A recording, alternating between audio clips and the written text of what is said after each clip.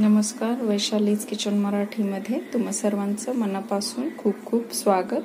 आज आपण बनवणार आहोत फिशचा एक छान असा प्रकार बनवणार आहोत।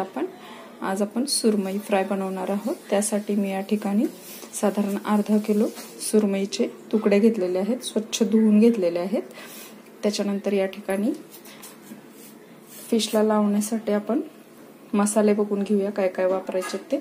या ठिकाणी मी बारीक रवा घेतलेला आहे, लाल तिखट घेतलेला आहे, गरम मसाला घेतलेला आहे, धने पावडर घेतलेली आहे, चवीनुसार मीठ, थोडीशी हळद, लिंबू घेतलेला आहे।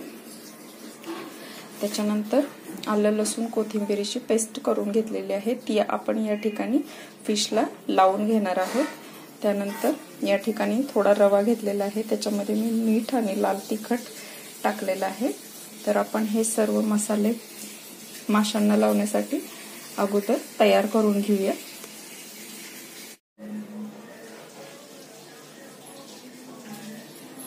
सर्वात प्रथम आपण आता हे मसाले एकत्र करून घेणार आहोत। रव्यामध्ये हे तिखट मीठ मी मिक्स करून घेतलेलं आहे। त्याच्यानंतर मिक्स झाल्यानंतर हे आपण साइडला असंच ठेवून देणार आहोत। हे सर्व मसाले एकत्र करून घेऊया आपण।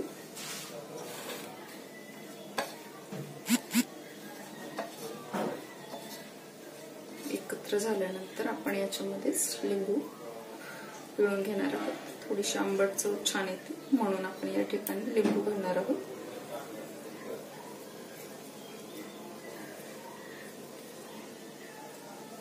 लिंबूचा रस घालून मिक्स करून घेणार आहोत आपण याला।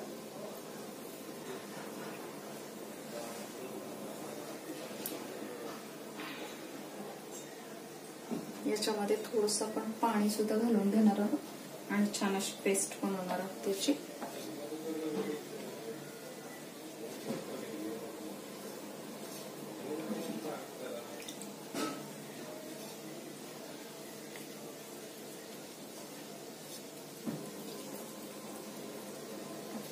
आपल्या माशांना लागेल एवढे पातळ आपण अशी पेस्ट बनवणार आहोत याची।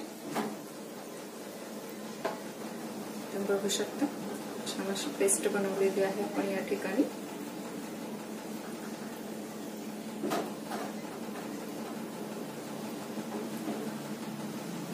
रव्यामुळे आपले फिश छान असे क्रिस्पी बनतात म्हणून आपण या ठिकाणी रव्याचा वापर करणार आहोत।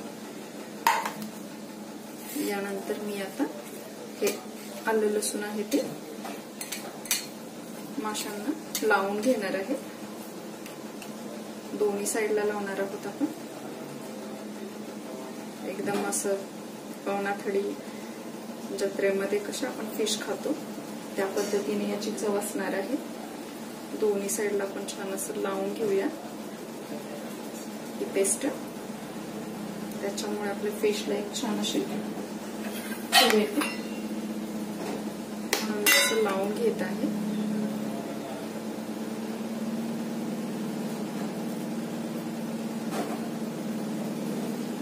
फिशचे तुकडे तुम्ही बघू शकता, एक साधारण मध्यम आकाराचे मी केलेले आहेत। जास्त पातळ सुद्धा करणार नाही आहोत आपण।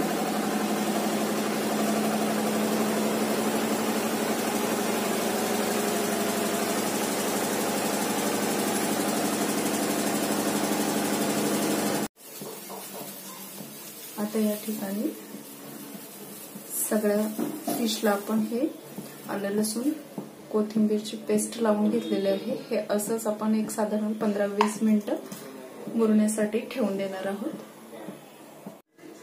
साधारण 20 मिनिटांनंतर आपण या ठिकाणी या फिशला हा मसाला लावून घेणार आहोत।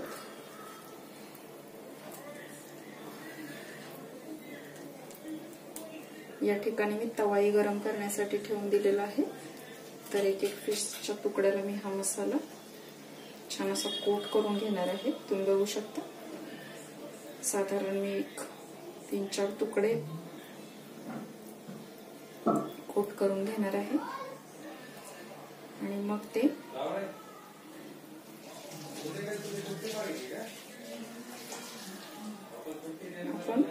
करून घेणार आहोत.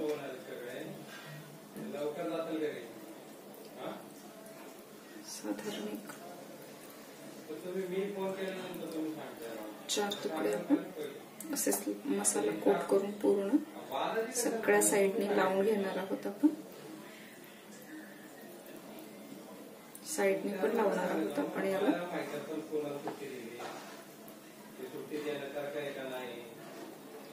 छान असं कोट करून घेतलेलं आहे आपण. तवाही आपला छान असं गरम होत आहे. त्याच्यावर आपण तेल सोडून घेणार आहोत आणि मग हा आपला सुरमई तेलामध्ये छान असं फ्राय करून घेणार आहोत आपण.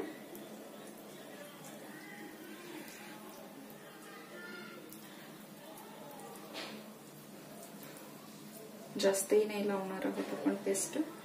साधारण सर्व बाजूनी आपला फिश पूर्णपणे कोट होईल एवढं आपण याला लावून घेणार आहोत.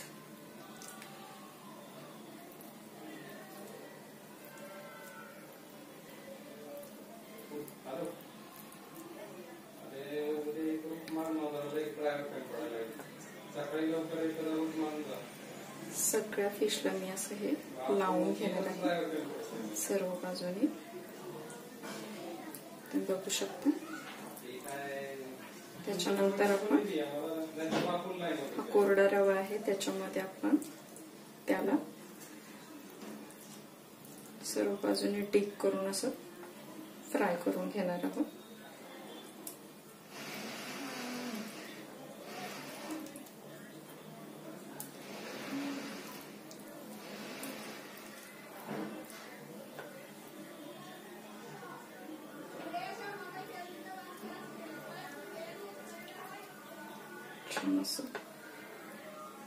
सगळ्या साईडने आपण फिशला आपल्या कोट करून घेतलेला आहे मसाला. छान अशी चव मुरते म्हणजे त्याच्यामध्ये.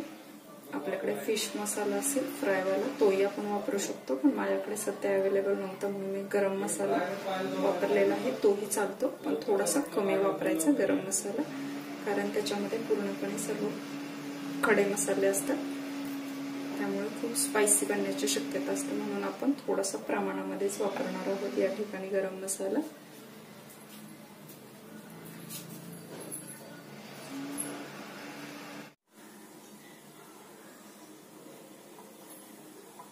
आता हा आपला तवा छान गरम झालेला आहे. या ठिकाणी मी आता थोडंसं तेल घालणार आहे तव्यामध्ये. तुम्ही कमी तेलामध्ये सुद्धा फ्राय करू शकता फिश, पण मी थोडंसं जास्त वापरत आहे तेल. छान म्हणजे क्रिस्पी बनेल आपला फिश. आता ह्या फिशला मी असं छान रव्याच्या कोटिंग मध्ये डुबवून घेणार आहे.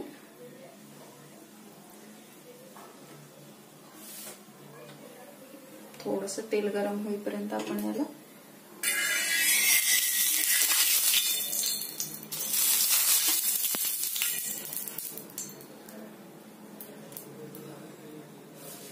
थोडीशी फ्लेम मोठी ठेवली मी, नंतर थोडासा स्लो केलेली आहे फ्लेम मी. आता आपण हा तुकडा तव्यामध्ये घालून घेणार आहोत.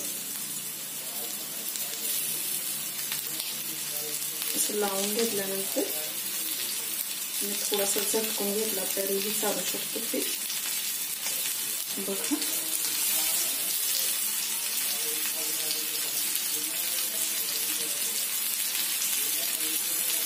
छान डीप करून आपण रव्यामध्ये तळून घेणार आहोत.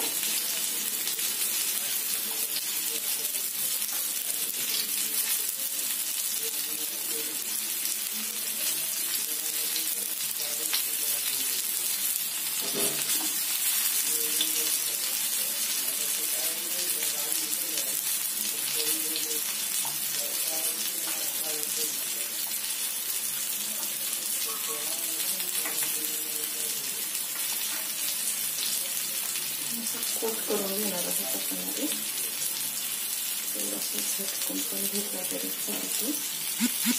छान असं तव्यावर पसरवून दिलेलं आहे तुम्ही. एकदम मंद आचेवर आपण याला असं ठेवून देणार आहोत 2-3 मिनिट.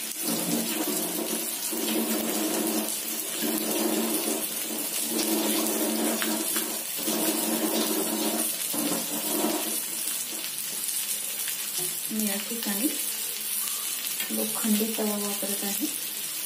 जो भाकरीसाठी मी वापरत असते तोच वापरलेला आहे मी या ठिकाणी.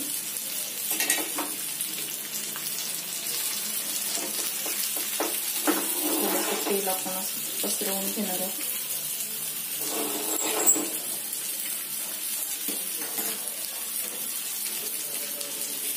असंच 1-2-3 मिनिटं झाल्यानंतर आपण चेक करणार आहोत साईड.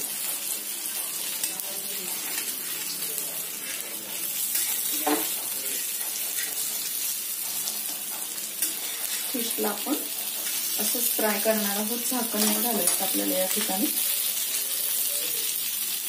2-3 मिनिटांनंतर याला पलटवून घेणार आहोत. आता आपण आपल्या ह्या फिशला थोडंसं पलटवून घेणार आहोत.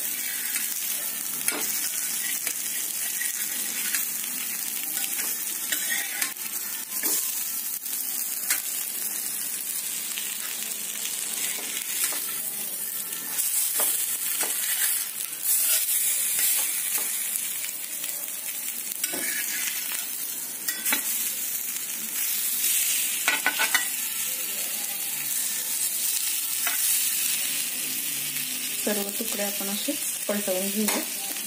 दुसऱ्या साईडने पण आपण याला साधारण 3-4 मिनिटं असंच मंद आचेवर होऊन देणार आहोत.